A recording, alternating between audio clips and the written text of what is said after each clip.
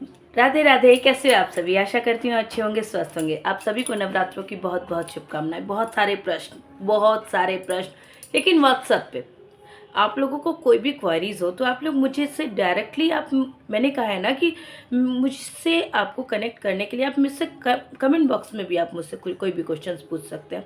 खैर, इंडिविजुअली सबके क्वेश्चंस के रिप्लाई करना इम्पॉसिबल जैसी बात है, इसीलिए मैंने सोचा कि इस विषय में मैं आपको एक वीडियो ही बना के आपके जो भी डाउट्स है उसे क्लियर कर दूं। ऑलरेडी इस विषय पे मैंने 4-5 डेज पहले ही इस विषय पे आपको वीडियो बना के दे दी थी, ताकि आप लोगों को कोई भी कन्फ्यूजन्स ना रहे।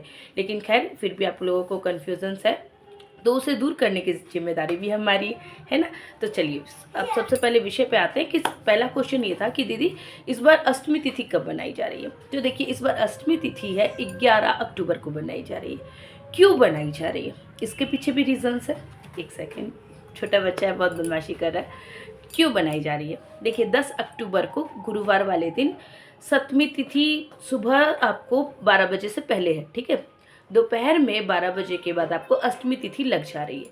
लेकिन ये जो अष्टमी का व्रत होगा ना, जो भी लोग अष्टमी का व्रत करते हैं, वो ये वाला जो व्रत होगा वो सप्तमी युक्त हो जाएगा। और सप्तमी युक्त अष्टमी का व्रत नहीं किया जाता। इसीलिए जो लोग भी अष्टमी का व्रत करेंगे अथवा अष्टमी को पूजेंगे, बहुत सारे लोगों के यहाँ होता है कि अष्टमी वाले दिन ही कन्या पूजन किया जाता है। तो जो लोग भी अष्टमी का जो कन्या पूजन करेंगे वो लोग भी नवमी वाले दिन अर्थात शुक्रवार वाले दिन 11 अक्टूबर को करेंगे। इसीलिए 11 अक्टूबर को आपको अष्टमी की जो पूजा करते हैं वो भी, और जो नवमी की पूजा करते हैं, और जो अष्टमी का कन्या पूजन करते हैं वो भी, जो नवमी का कन्या पूजन करते हैं वो भी, वो सभी अपना ये अष्टमी और नवमी दोनों दिन की जो भी पूजा पाठ होती है, दोनों दिन का जो भी कन्या पूजन होता है, वो सब 11 अक्टूबर दिन शुक्रवार को किया जाएगा, ठीक है। ऐसा क्यों किया जाएगा, क्योंकि उदया तिथि के अनुसार हम लोग कोई भी व्रत का पालन करते हैं ना, तो उदया तिथि के अनुसार करते हैं। और जो 10 तारीख को जो अष्टमी तिथि लग रही है वो दोपहर से लग रही है, तो वो तो उदया तिथि से नहीं हुई ना। इसीलिए अगले दिन उदया तिथि के अनुसार ही अष्टमी तिथि रहेगी, और उसके बाद दोपहर के बाद नवमी भी लग जाएगी। इसीलिए अष्टमी और नवमी दोनों दिन का जो पालन होगा वो शुक्रवार वाले दिन होगा, ठीक है। इसके साथ ही प्रश्न था कि तो दीदी विसर्जन कब करें, जो भी हमने जो जवारें बोई हैं, जो भी हमारे पूजा पाठ के जो भी सामान है जिसका विसर्जन किया जाता है, तो उसे कब करें। तो उसे आप 12 अक्टूबर को शनिवार वाले दिन करेंगे। क्यों, क्योंकि जो नवमी है वो सुबह तक ही है, 9:30 बजे के बाद आपको दशमी लग जा रही है। इसीलिए आप शनिवार वाले दिन आपकी जो भी जवारें हैं, जो भी आपकी सामग्री है जिसका विसर्जन करना है, उन सब का विसर्जन आप शनिवार वाले दिन करेंगे। तो आई होप ये सारे डाउट्स क्लियर हो गए। अब एक प्रश्न कि दीदी हम लोग अष्टमी को कन्या पूजन करें या नवमी को कन्या पूजन करें।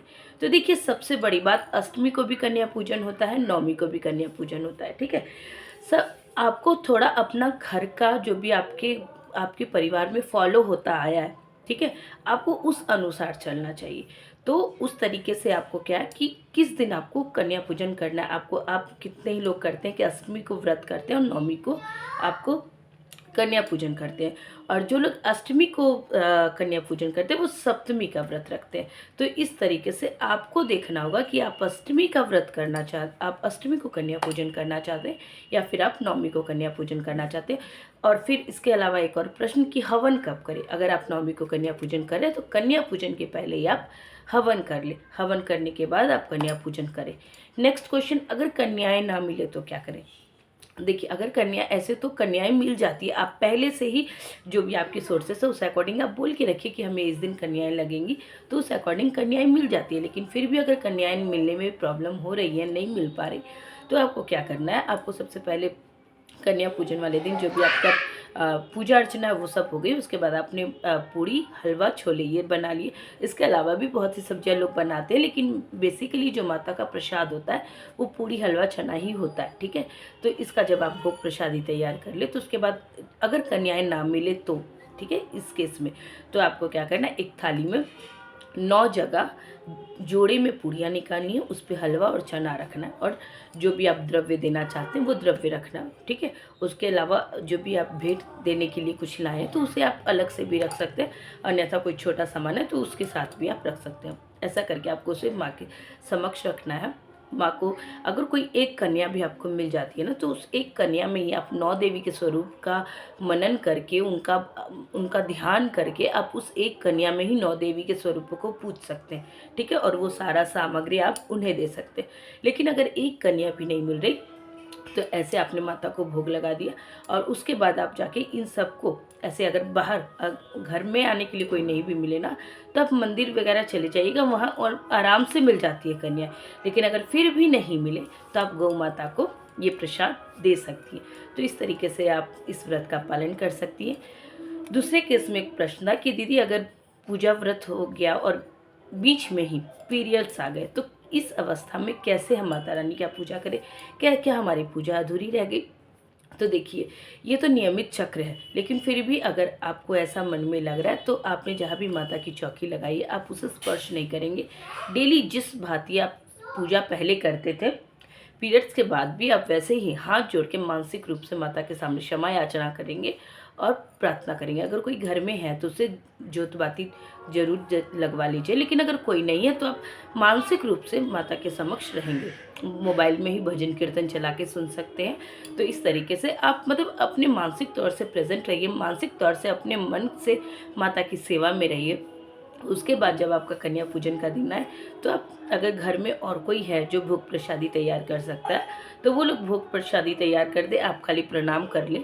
लेकिन अगर कोई नहीं है जो भोग प्रसादी भी तैयार कर सके, तो आप सिर्फ फल ले करके भी, जो भी कन्याएं आपके आसपास है आप उन्हें फल और दक्षिणा भी दे सकते हैं। और अगर ऐसा करना भी संभव ना हो तो आप कुछ पैसे निकाल कर ही रख लें, और उसके बाद जब आप शुद्ध हो जाए और नवरात्रि का समापन भी हो जाए, तो भी अगर आपके मन में है कि आपको कन्याओं को खिलाना है, तो आप किसी पूर्णिमा की तिथि को देख के कन्याओं को माता रानी का ध्यान करते हुए भोजन करवा सकते हैं। अन्यथा आप इस पैसे को निकाल के रखें और उसे किसी मंदिर में, या फिर जैसा पहले ही कहा कि कन्याएं जैसे आपको बाहर ही दिखती हैं, तो उसी अकॉर्डिंग आप कुछ बाहर से ही फल और जो पैसे हैं उसे निकाल करके दे दें। तो इसे भी आप कन्या पूजन का ही भान करके करिएगा। देखिए, सबसे बड़ी पूजा होती है मानसिक पूजा। आप मन से तत्पर रहिए, मन से माता रानी के चरणों में समर्पित रहिए, कान पकड़ के माफ़ी मांगते रहिए कि माता रानी कोई गलती तो ज़रूर हुई होगी, लेकिन फिर भी जो भी गलती हुई है उन सभी के लिए कान पकड़ के क्षमा याचना हो।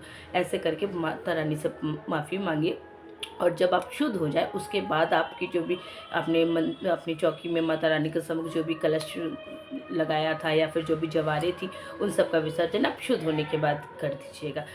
जैसा कि पहले ही कहा, क्षमा याचना माता रानी से ज़रूर मांग लीजिएगा। तो ये छोटे छोटे से कार्य करके आप माता रानी को प्रसन्न कर सकते हैं। आई होप अब आपके सारे डाउट्स क्लियर हो गए होंगे। फिर भी कोई क्वेश्चन हो तो अगेन आप मुझसे पूछ सकते हैं। तो जय माता दी। आप सभी को नवरात्रों की बहुत बहुत शुभकामनाएं। माता रानी आप सभी का जीवन में मंगल बनाए रखें, ऐसी ही माता रानी के चरणों में अरदास है। जय माता दी।